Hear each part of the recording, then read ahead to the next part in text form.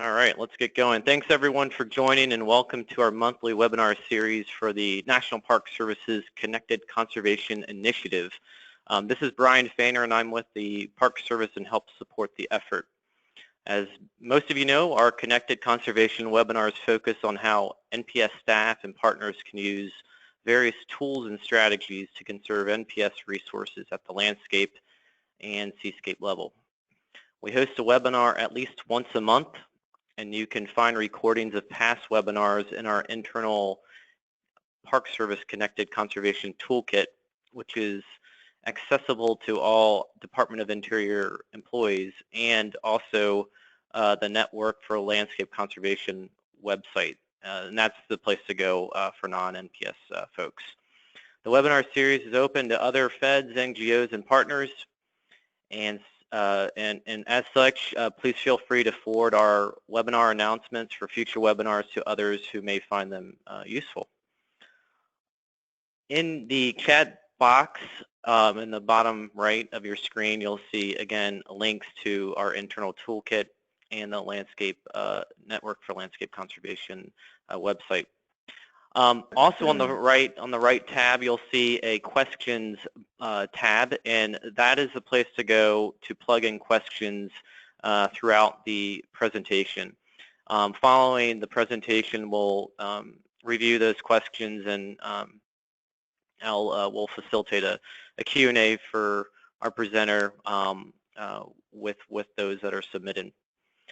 Today's presenter is Jeff Hunter, who is the Senior Program Manager for the National Parks Conservation Association. Jeff is based in Asheville, North Carolina, and works to conserve the Great Smoky Mountains National Park, Blue Ridge Parkway, and Appalachian National Scenic Trail. Prior to joining NPCA in 2015, Jeff worked on sage-grouse issues in the high desert landscape in eastern California. In his spare time, Jeff can be found hiking and birding with his wife, Cara. With that, Jeff, the floor is yours. Thank you, Brian, and thank you, everybody, for taking time out of your busy day to join me to learn about this project. And I'm going to talk for 25 minutes, maybe half an hour, and then hopefully we'll have some questions. If there's something I don't touch on in my presentation, I encourage the attendees to certainly drill down and ask any questions. So great, let's get going. So I do work for National Parks Conservation Association. For those of you not familiar, this is a non-governmental organization. We are a national parks advocacy organization celebrating our centennial this year. We were founded in 1919 by the first director of the National Park Service, Stephen Mather, who saw the need for an outside advocacy group to speak up for the new park system within 3 years of the park system's establishment. And so I'm based in our Asheville field office in Asheville, North Carolina. We do have 28 offices around the country, and we're headquartered in Washington, D.C. Our mission is to advocate to protect and enhance America's national parks for present and future generations. And so I'm going to be talking about one way we implement our mission here in southern Appalachia. Okay. So while I'm going to be talking a little bit about NPCA, let me be really clear right from the start that this is a collaborative project. This is not the kind of project that NPCA can accomplish on our own. This is a very large, multi-jurisdictional landscape. So partnership with federal, state, tribal, and non-governmental organizations is absolutely essential for success. And what you see here on this slide is just a sampling of organizations that are involved in this. And in particular, the last time we gathered was in late October in Maggie Valley, North Carolina, when the Federal Highways Administration came down and facilitated a 2-day wildlife crossing workshop. And that was the ecological division of Federal Highways Administration. I'll talk a little bit more about them as we go along. But you can see this is a pretty neat group of folks. And the nature of this collaboration is pretty neat. I would encourage any questions about how we got this together. I'm not going to go into that in great detail today. I will talk about our timeline, but next. So this is the landscape we're looking at. This is a fairly simple map. You can see the blue on the left-hand side of the map is Great Smoky Mountains National Park. And Great Smoky Mountains National Park is approximately 522,000 acres, give or take. The red line through the middle of the map is Interstate 40, and this is an interstate highway that goes from all the way across North Carolina, and it goes, in fact, to Barstow, California. So it's a very long east-west highway. The project area is actually a steep, rugged gorge that follows the Pigeon River. We call this area the Pigeon River Gorge. And because of the topography, the orientation of the road, for the most part, is north-south. And the landscape we're looking at is 28 miles of Interstate 40 corridor, 20 miles in North Carolina from the Maggie Valley exit to the Tennessee state line, and then from the Tennessee state line to where the Foothills Parkway, which is part of the national park system, ties in to I-40 at about mile marker 443. So most of the area, 20 miles, is in North Carolina, 8 miles in Tennessee. But again, you see there are 2 wildlife agencies, 2 DOTs. We have national forests in Tennessee and North Carolina, the Park Service, the Forest Service, lots of folks involved. And so here is charismatic megafauna that's representative of the area. This is our American black bear. This photograph was taken with a camera trap. Actually, I-40 eastbound in our project area goes through 2 tunnels.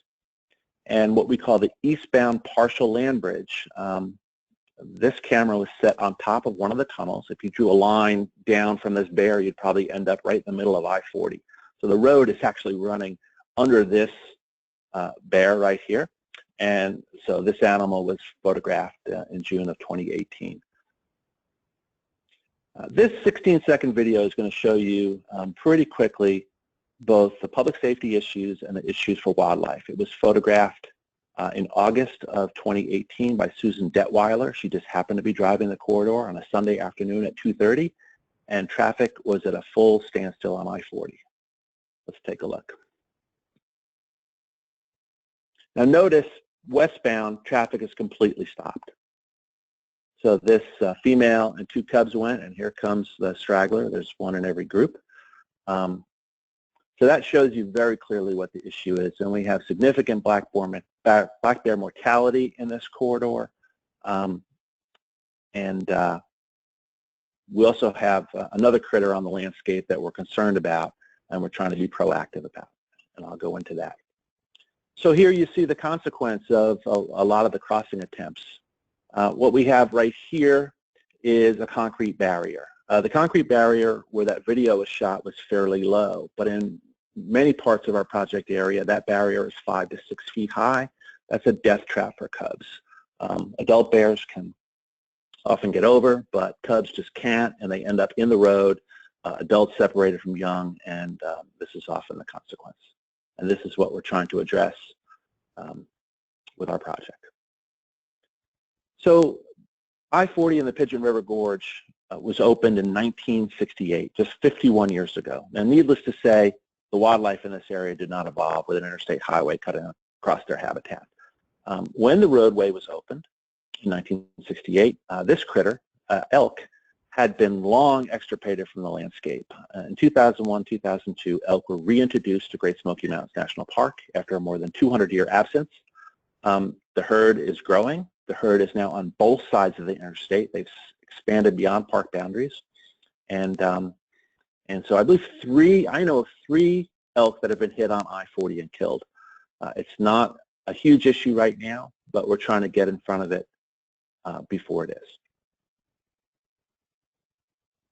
And this is often the consequence. Now, I'm focusing today on Interstate 40. We are also working collaboratively looking at US 19, the federal highway between Maggie Valley, North Carolina, and Cherokee, North Carolina. We do have a good bit of elk mortality in that area, and that's where this animal was hit and killed. This is a concern to the Eastern Band of Cherokee Indians, one of the stakeholders, because their tribal members are disproportionately impacted by wildlife vehicle collisions and conflict with elk because the majority of the animals are in that part of the park. And that's actually where the Blue Ridge Parkway, America's second most visited national park unit, ties into Great Smoky Mountains National Park, the most visited national park in the system. So here's a timeline that shows you a little bit about the origin of this project. We brought this up to the park superintendent and their leadership staff in March of 2016 as an issue. In July of 2016, the Forest Service announced a timber sale called the 12 Mile Project that ostensibly was to expand elk habitat on both sides of the highway. And so myself and a number of other collaborators attended the public meetings and said, you really need to think about how the elk might respond to this because we don't want them in the road. Fast forwarding a little bit, I pulled the stakeholders together in February 2017. And when I say the stakeholders, we did not have the Department of Transportation at the meeting. I wanted to see if the land managers, the wildlife folks, the NGOs thought this was a project that warranted some collaboration. And in fact, that was the case. A couple other milestones. In September 2017, we brought consultant Tony Clevenger from the Western Transportation Institute down to help lead field trips and to speak to all the stakeholders. I'll show you a little bit about that. And then most recently, as I mentioned in October, we had a federal highways crossing workshop. So really, since the stakeholders got together for the first time, we're just over 2 years for this project. So it's still fairly young. This is a photograph from the Ecological Wildlife Crossing Workshop in Maggie Valley. This is one of 5 breakout groups that occurred at the end of the second day. The gentleman on the left is Joe Clark. He's a research biologist with the USGS. He's at the University of Tennessee. We had scientists, we had NGO folks, we had fish and wildlife folks, lots of folks coming together in good faith, looking for solutions. It was a really empowering. We had 65 people in the room, so very grateful for Federal Highways coming down and expending those resources for us. Let's look at the project area itself, and this is a really interesting area. So this is I-40 where it goes through the mountain with a double tunnel. Where my cursor is I-40 west moving towards Knoxville, and over here is I-40 east going towards Asheville. And this is a land bridge over a double tunnel. What we have here is a service road. It's not traveled very much. And so bear researcher Mike Pelton had told us that he had evidence in the 80s of bear using this land bridge to safely get across the road. In September of 2016, I went up on the land bridge and there was wildlife sign everywhere, trails, scat. So it was quite obvious that bear were there. We haven't seen any evidence of elk using this crossing yet, but we're interested to see as the herd expands if they will try. This is a group of stakeholders in September of 2017 gathered on that service road by the double tunnel that you could see from up above, and we have folks from North Carolina Wildlife Resource Commission, Rocky Mountain Elk Foundation, Wilderness Society. There's researcher Mike Pelton, Tennessee Department of Transportation, U.S. Forest Service. Here's Tony Clevenger with a white and red hat. Just a really diverse group of folks who are interested in seeing if we can improve this situation for wildlife and for motorists as well. And this is the beneficiary of our work. This is an adult and a cub. The cub is the one looking at the camera. And this photograph was taken on that land bridge. This was in November of 2017. Some of the other wildlife that are using this land bridge to safely get across the road, we have bobcat.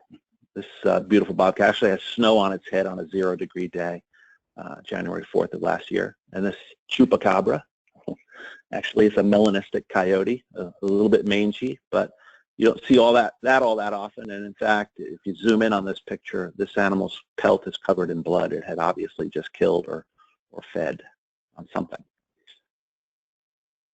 Let's look at a couple of the interchanges.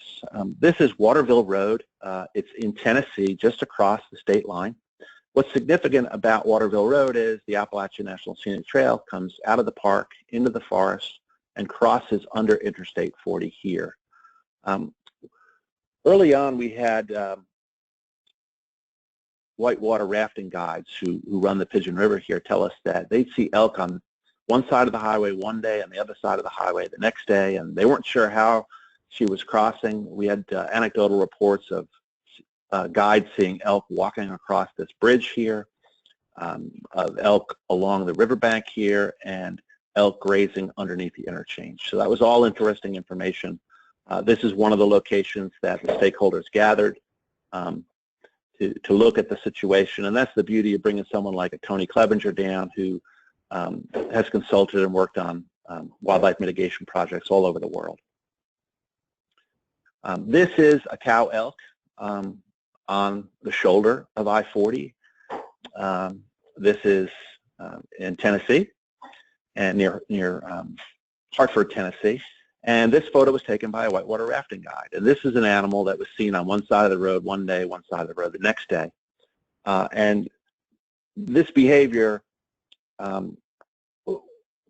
it catalyzed a partnership between partners Wildlands Network, the North Carolina Wildlife Federation, the North Carolina Wildlife Resource Commission, and the National Park Service and my organization to collar elk to see if we can get some data from collars and actually determine what's she doing, how is she crossing? Is she crossing at the interchange? Is she going across the pavement at grade? So she was subsequently collared. And we got some really interesting information from that. Here's Dr. Liz Hillard from Wildlands Network, one of our key collaborators, and Steve Goodman. He's a field biologist who works for me in the Cataloochee Valley, collaring a bull elk. Steve was out yesterday morning. I'm not sure if Liz was with him, but they're partners and work hand in hand. And they collared a cow yesterday morning. So the collaring continues. The cow I showed you a short time ago, we found some really interesting information. First of all, she did cross at grade in the middle of the night. She went right across the pavement. The only reason she's still alive is because she did go in the middle of the night. And she has crossed I-40 at grade at least 3 or 4 times that I'm aware of. And then interestingly, she came back just where the Appalachian Trail crosses, just like a hiker, and went under the interchange at Waterville Road. But you can see she's really hanging around close to the highway, and that's a concern, obviously. Another one of our intersections is Harmon Den in North Carolina. And one of the interesting things here, in 2015, a collared elk crossed under I-40 and moved to the other side of the highway from the national park. Here's Max Patch, and that's an iconic southern Appalachian ball that the Appalachian Trail crosses, and they hang around in this area. Since this cow crossed in 2015, a small subherd has been growing on that side of the highway. And again, that's a concern because now they're on both sides of the road and expanding, colonizing new habitat and presenting challenges, safety challenges for motorists. And here are the stakeholders gathered at this interchange. Tony was talking about when this bridge is eventually replaced, some measures that could be taken to improve wildlife's ability to safely cross here. This is Ron Sutherland here in the corner with Wildlands Network. He's a scientist and very involved in this project and very grateful for his assistance. Here's Liz with North Carolina Wildlife Federation and others. Really want to point out again and again our partners because we couldn't do this kind of work without them. This is that eastbound land bridge I talked about earlier, the first black bear I showed you. You can see the eastbound tunnel running through the mountain. That bear was photographed right here. We do seem to have some mortality hotspots in this area, and that's something that Liz and Steve, our biologists, are working on to try to discern where are our mortality hotspots. The mortality data had been scattered across various agencies. They're collecting it, gathering it together, cleaning it up, and trying to improve collection methods so we can actually see where are animals getting hit and killed, and is there some discernible pattern that might lead us to some solutions on the ground. And that might be improving existing crossings, building new underpasses or overpasses. And here is the westbound lane adjacent to that camera where the eastbound lane goes to the tunnel, so you can get an idea. One of the things our road ecologist consultants told us was that if this was a hotspot, this is an interesting area because instead of having to build perhaps an overpass over 4 lanes, because the eastbound lane is tunneled through the mountain, you could potentially just bridge the westbound lane here and create an opportunity for wildlife to safely cross. This is an intern, Brian Wirtz. He recently graduated from Warren Wilson College, and he's deploying a wildlife camera in Forest Service lands directly adjacent to I-40.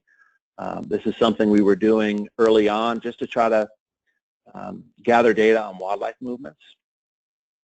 And we certainly saw quite a bit of wildlife crossing right here directly next to the road.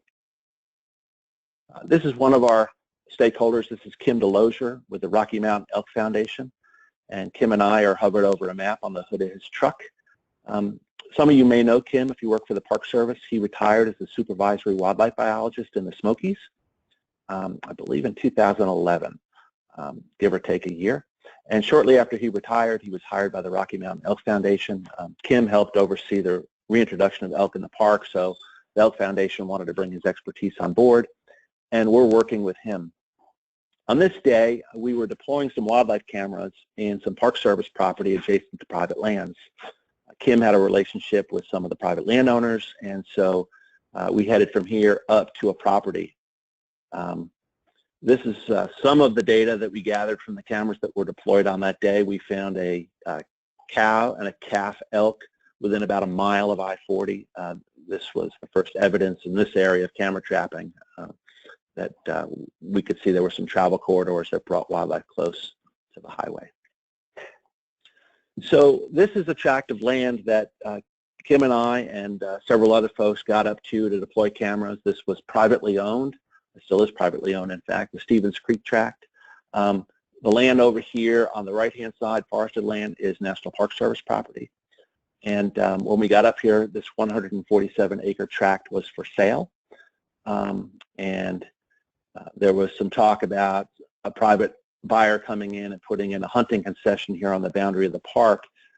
Myself and Kim and a few other partners referred this to the Southern Appalachian Highlands Conservancy, and this tract has since been acquired by that land trust and will be kept open. And when I say open, in meadow, which is vitally important for elk. Most of our landscape is forested, so this is super important elk habitat. This shows the value of involving land trusts in work like this. This shows you that tract of land. Interestingly enough, this little green, what I call a pigtail, is a right-of-way that comes almost down to I-40 here. And this land was acquired and brought into public ownership in the late 60s because the Park Service wanted to build an entrance to the Cataloochee Valley through this area. Local opposition shut that down. The land remains in public ownership and is used as a travel corridor by bear, elk, over a wide variety of wildlife. This is the Stevens Creek tract that was acquired as a result of stakeholders working together. This is our Volgenau Wildlife Fellow, Steve Goodman. The Volgenau Foundation has given us support for this project, and in recognition of Dr. Volgenau's largesse, we have named Steve after the foundation. Steve comes to us from Eglin Air Force Base in Florida, where he worked on red cockaded woodpecker issues and gopher tortoise, and he's on the ground researching mortality hotspots, deploying some wildlife cameras strategically, and working on collar projects with our federal and state partners. One of the things we're trying to discern is, are wildlife using some of the existing structures that we have? For instance, this Forest Service Road box culvert on the North Carolina side of the highway. We're trying to see, are elk, bear, other critters actually using a structure like this? So that's some of the research that Steve is conducting in partnership with Liz from the Wildlands Network. We have another tract of land that may be acquired soon. This is the Wilkins Creek tract. It has 1 mile of highway frontage on Interstate 40. It's up for sale, and it would be a key tract There's early successional habitat here. The area was logged pretty heavily about 15 years ago, so we don't have much hard mast or acorns or hickory trees in here. They were cut, but we do have quite a bit of blueberry, huckleberry, and other soft mast, blackberry. But this tract is adjacent to Forest Service land. So hopefully this will be acquired. One of the interesting aspects of this tract is it spans the interstate. So if you're working in an area to do some mitigation with possible underpasses or overpasses, you need to have a land trust working with you to make sure land on both sides of where you might want to put a structure in is protected. I want to be clear, I'm not saying that this is an area where a structure will be built. We don't know if or where structures will be built. We're trying to follow the science. And hopefully we'll have some answers in a year, possibly two. So I just want to recognize some folks at the conclusion of this. First of all, our partners at the National Park Service, Bill Stiver, we're working closely with him and his staff. The North Carolina Wildlife Resources Commission, Colleen Olfen-Butel, the black bear biologist, and lots of folks from there. The Volgenau Foundation, the Standback family has provided funding for this project, not only to us, but to other partners, Fred and Alice Standback and Brad and Shelley Standback. Rocky Mountain Elk Foundation has also provided us some funding. Our consultants, Tony Clevenger and Marcel Hauser, have been invaluable. Dr. Mike Pelton's research in the past has been super helpful. We were able to bring down some international help in the form of Terry McGuire. He's a highway engineer who worked on the Banff overpasses in Alberta, Canada, and Banff National Park. And then, of course, Federal Highways Administration ecological staff have been super helpful. And then just finally, a shout out to all our collaborators and partners. There are many of them, and we couldn't do this work without them. So that's all I have, Brian. Do we want to open it up for some questions? Yeah, let's do that. Jeff, thank you for a great presentation. Awesome work and awesome coalition of partners, as you can see there, obviously. Again, folks, if you have questions for Jeff, go ahead and type it into the questions tab on that little interface bar on the right hand of your screen. I'll read those questions to Jeff as I receive them, but let me sneak in a quick question here. It sounds like this is really a process, right? At this point, trying to collect the information that's out there on the movement of wildlife. What's your sense for, again, kind of the next steps, working with your partners and kind of figuring out and prioritizing, you know, what tools could be employed, you know, and what's the time horizon for that? I mean, sure. It sounds like again, it's a kind of information collection right now, but I mean, overpasses, signs, like what's your sense right now where things are heading? Sure. Well, let me be clear. When you have a project like this with so many different stakeholders, you know, it's taken us this much time just to learn about each organization's priorities, our decision-making processes, to build trust and good faith. So that, you know, we've been laying that groundwork, and I think we've been pretty successful. Certainly our workshop in October seemed to indicate that. We are in a data gathering phase right now. You know, I wouldn't want to speculate when we might, you know, build some new structures. I think one of the first things we have talked about as a collaborative group is if we can identify some low-hanging fruit, some opportunities to improve the functioning of existing structures. For instance, that box culvert that I showed in one of the slides with some fencing. That's something we'd like to do because that's not nearly as expensive as building new structures. But again, we need to follow the science, and we're in a data gathering mode. We're thinking that by the end of this year, we should have a pretty good hotspot map developed. But one thing I want to emphasize is mortality is not, it's not something that's steady and constant. When we have a failure with our acorn crop, a mast failure, which happens periodically, and it happens sporadically across the landscape this year, you tend to see real spikes in mortality. acorns are vitally important food for black bears, and so in the fall, they're finding, that's what they're doing all day long. So they're looking for acorns, they're eating acorns, they're fattening up, and if they can't find them readily, they have to cross roads. They're moving a lot more, and you tend to see spikes in mortality. So that's one of the challenges we have. You know, during our data gathering, easy for me to say or not so, during our data gathering phase, if we don't have any issues with the acorn crops, we may not see a whole lot of mortality. So I hope that answers your question. If you want to shoot me a follow-up, please do. Yeah, that's great. Here's an interesting question we got. What can members of the public and communities in the area do to help get these corridors built throughout throughout the area? Sure. So each one of the state departments of transportation, when they improve a road or build a new road, these projects go out for public comment. So what I would encourage folks to do is to engage in that process, to actively provide comments. For instance, here in South Asheville, they are taking a 2-lane road and expanding it to 4 lanes, and there's a possibility of some mitigation. This is on a roadway near the Blue Ridge Parkway. Well, there's all sorts of roads across the country. We have no shortage of highways. The roadway we're looking at now, I-40, has 26,000 vehicles a day. So, you know, plug in, engage, educate yourselves. Another thing they could do is there's a bill, hopefully, that will be reintroduced fairly soon, the Wildlife Corridors Conservation Act. And this bill should be reintroduced fairly soon, and advocate for passage of that bill or any local or state legislation to provide funding and mechanisms for wildlife mitigation. A lot of work is done at the state level. You know, get involved. And lastly, just support conservation groups. You know, all the conservation groups that are working on issues like this across the country. We're nonprofit, you know, we're member supported, and that's how we can do our work.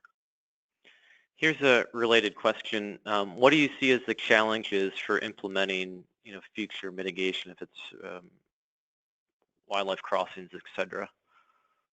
Sure. 26,000 vehicles per day. That's the big challenge. You know, the DOTs, their primary objective is to move goods and people safely. And so any project that slows down traffic in this busy corridor is going to be, you know, an issue we need to overcome. But the DOTs are also tasked with making sure that there are 0 fatalities on their roadways. There hasn't been a fatality in this area at this point in time, thankfully. Hopefully it'll remain that way, but the elk herd is growing and expanding. A bull elk can run 1,000 pounds, and you know, there are over 200 fatalities annually across North America with wildlife vehicle collisions. So we're trying to be proactive about this. Great. Is NPCA undertaking similar efforts elsewhere in the country, or in getting these partners together? Yes, in our Northern Rockies office. We have an office in Bozeman, Montana. Some of our staff members are doing some work in Idaho, Wyoming, Montana, where we have, you know, large herds of mule deer and elk, where we have grizzly bear, pronghorn antelope. So that work is active out in that office. I'm not aware of any other work that's being done in the eastern United States. You know, a lot of this sort of mitigation work gets done out west because you have, you know, elk herds that are migratory, that are moving seasonally. And as the West builds out, you're seeing more and more conflict. So it's a lot of people are excited that I talk to about seeing this kind of work being done in the eastern United States, here in the mountains in North Carolina and Tennessee. Here's an interesting question. Can you speak to how I-40 is a wildlife barrier to movement? You know, how does that road impact wildlife movement? That's a great question, and I didn't address that in my presentation, and so I'm really glad that someone raised this point. So I showed a dead bear. I showed some bears successfully crossing the road. You know, some animals will try to cross the road and succeed. Others will try and fail. Others will never try. They'll approach the road, and I've actually seen collar data where you see a bear come out of the park and right up to the roadway, follow the roadway, parallel it for a good distance, turn around, and head back into the park. The road is a barrier, and it's difficult to quantify the extent of that barrier, but clearly between noise and lights, you know, some animals will not try to cross it. So as our climate warms, what we're seeing is that wildlife is going to need to move. A lot of wildlife is moving towards the poles. And if you look at the Southern Appalachians, it's a huge corridor for wildlife. And I-40 is smack dab in the middle of it. So creating, improving landscape connectivity so that wildlife can move as our climate warms is vitally important for populations in the future. And not just the charismatic animals that we're focusing on. Our focal species, by the way, in addition to black bear, elk, are white-tailed deer. But a whole variety of species beyond those three could benefit if we're successful in improving permeability on this I-40 corridor. Are elk herds near I-40 growing slower than other eastern herds that have been been reintroduced because of wildlife pollution? You know, I don't know the answer to that question, but I can say this: there is a project that's being it's a 5-year research project that's being run out of the University of Tennessee to actually try to get a better handle on the size of the elk herd. It's estimated at about 150 animals. A new DNA technology is being utilized, and students are out collecting scat. And hopefully, we'll have a better understanding of the size of the elk herd in coming years as the findings of this research is completed. So I really don't have an answer for that. And I don't think the land managers really know. They certainly don't know exactly how many animals are on the landscape. They have an idea, but this is, you know, it's a closed canopy forest, and it's really hard to estimate population sizes. Right. How can we suggest corridors be built in other areas of western North Carolina? I-26 had an increased number of bear fatalities. That's a great question, and I live not far from I-26, and I travel I-26 to get to work. I was on deadline to write an article for our newsletter, and the day I was on deadline heading to work, I nearly hit a white-tailed deer. It ran out in front of me, slid, face planted in the roadway, and somehow managed to get up and scamper off the road. One of the challenges we have in this geographic area is that it's a fairly inexpensive area to live compared to the northeastern United States where I grew up. So we have a lot of retirees moving down here. So we have a lot of development and a lot of added congestion on our roadways. So we also have a black bear population that's growing. So at the same time, our residential population, our human population is growing, the bear population is growing, and the result is going to be more collisions. So I would love to see something done on I-26, but right now we don't really have the capacity to work on that. So we're focusing on I-40. There are folks in the community who are very much concerned about that issue, and on other roadways as well. Are state wildlife agencies involved and supportive of finding solutions for these for wildlife fatalities near the park? Absolutely. They're invaluable partners. The North Carolina Wildlife Resource Commission is involved. Their staff members. Brad Stanback is a commissioner on the council. In our project area, he's hands-on involved. The Tennessee Wildlife Resource Agency across the border is also involved. Not as much to the degree as North Carolina, because the issues with elk aren't as significant in Tennessee as they are in North Carolina. and our project area is more than twice the size of North Carolina as Tennessee. But yes, they're both involved, and Steve and Liz, our wildlife biologists, field researchers, are working hand in hand with them. All right, here's another question. Is the Park Service, to the best of your knowledge anyway, are they involved, is the park involved with requiring tracts of land like Stevens Creek, like the Stevens Creek tract, or is that more the role of nonprofits?